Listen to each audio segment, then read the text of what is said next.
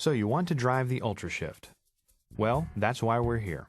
Over the next few minutes, we're going to take a look at the components you'll be using, proper startup, selecting a starting gear, normal driving operations, and proper shutdown procedures. We'll also answer some of the most frequently asked questions we've received at the end of this program. And what we don't cover in this video, you'll find detailed in your driver's instruction manual. In fact, we recommend you read through the manual before you drive the UltraShift, just to be sure you're thoroughly familiar with what you've got working for you. So, let's get started. Now, there are two key UltraShift components in the cab: a shifter to select different operating modes, and a gear display, which displays the gear you're in and the gear you're moving to. The gear display is also used to alert the driver when clutch abuse is being detected. We'll go over what to do if this is observed later in this program. Eaton offers two shifters, a lever and a push-button panel. Regardless of the configuration, the shifter has 5 modes: reverse, neutral, drive, manual, and low. There are also up and down buttons, which we'll discuss in a few minutes, and a service light, which may alert you in the event of potential transmission problems or service needs. Different OEMs may provide their own shifters and gear displays, but their functions are the same. If you're not using Eaton design components, just be sure to refer to your vehicle manual for instructions on the location and use of your components. Now let's take UltraShift out on the road. As with any vehicle, be sure to use proper safety procedures. Buckle up and be sure the parking or spring brake is set. You'll also want to be sure the shifter is in neutral, and I'll tell you why that's especially important in a few minutes. Next, turn the key to the on position. At power up, UltraShift will go through a self-test. You'll notice that the service light comes on and goes off, and the gear display shows a solid N, indicating the UltraShift has registered that you're in neutral. Assuming you've achieved normal power up, a solid N on the gear display, just start the engine. The process of selecting a starting gear is the same, whether you select reverse, drive, manual, or low mode. First, apply your service brakes while selecting a starting gear. This is important because if the service brake is not applied while selecting a starting gear, you won't be able to get into your initial starting gear, and you will need to reselect neutral and then press the brake while reselecting the desired mode. Now select a mode and release the vehicle parking brakes. The gear display will flash the gear you're going to. Once the gear is engaged, it will stop flashing and be displayed solid. If you selected drive or manual, you'll be able to select different starting gears using the up and down buttons, depending on how your vehicle is programmed. Now, it's important to choose a starting gear that's appropriate for the load and grade conditions. Excessive clutch slippage creates heat, which is detrimental to clutch life. In other words, the starting gear should be the same as the gear you'd choose using a manual transmission. It's also very important to understand that the UltraShift transmission is not intended to provide hill hold capability. The service brake should be used to stop and hold the vehicle on an incline. To prevent the vehicle from rolling when starting on an incline, place both feet on the brake pedal before sliding the right foot to the throttle pedal. Gradually back off the brake while applying as little throttle as necessary to move along the incline. You'll also want to keep in mind that if you select your own starting gear, UltraShift will remember and continue to use that starting gear in drive or manual until you choose another starting gear or until you shut down the unit. Alright, when your gear display is solid with the gear you want, slowly release the service brakes and apply the accelerator, and you're ready to go. If you've selected drive, UltraShift will automatically upshift or downshift during the shifts. The gear display will flash the gear you're going to.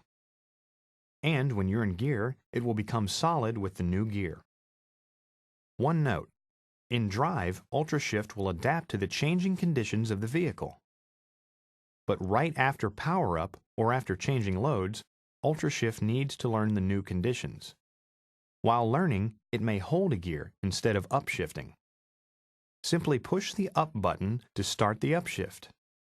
It may take 3 or 4 shifts for UltraShift to learn the new conditions.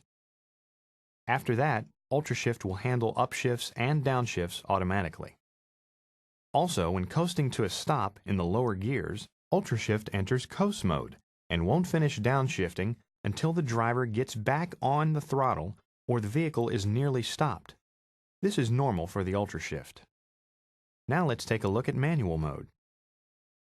When manual is selected, whether you're moving or at a stop, UltraShift doesn't shift under normal conditions unless you use the up and down buttons on the shifter.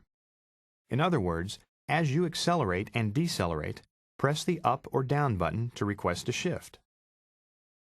If a shift can't be completed due to engine RPM and road speed, the shifter will signal a tone, telling you that it can't complete the requested shift. Now, just like manual mode, low mode can be selected at any speed or at a stop. If you selected low from a stop, the UltraShift will engage and maintain first gear.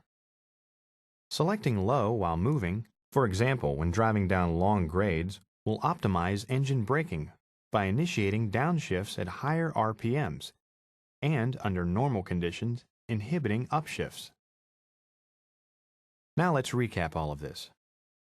Remember that any of your modes, drive, manual, or low, can be selected at any speed or from a stop. So, if you started out in low and want to upshift, simply select manual and use the buttons to shift. Or you can select drive and let UltraShift shift automatically. If you're already in drive and want to take over the shifting, simply select manual and use the buttons to shift. Let's move on to reverse mode. When using reverse, first remember to select the proper reverse gear for your load and conditions.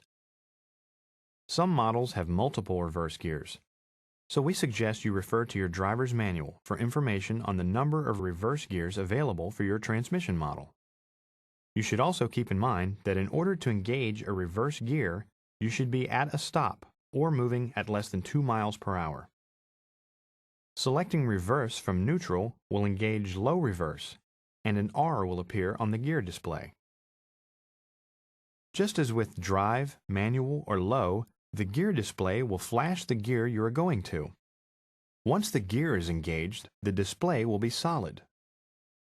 If conditions require a different ratio, you can then use your up and down buttons to engage your other reverse gears. Now let's talk about clutch protection. As mentioned earlier, the UltraShift transmission is not intended to provide hill hold capability. The service brake should be used to stop and hold the vehicle on an incline. If the system detects the clutch as being overheated, a warning tone will sound and the gear display will flash a C, then an A, signifying clutch abuse, followed by the selected gear position. The warning tone will continue until the clutch system cools, the throttle is released, or the clutch is fully engaged. If one of these is not done and the clutch heat continues to rise, the launch quality may be adversely affected and the clutch may be damaged.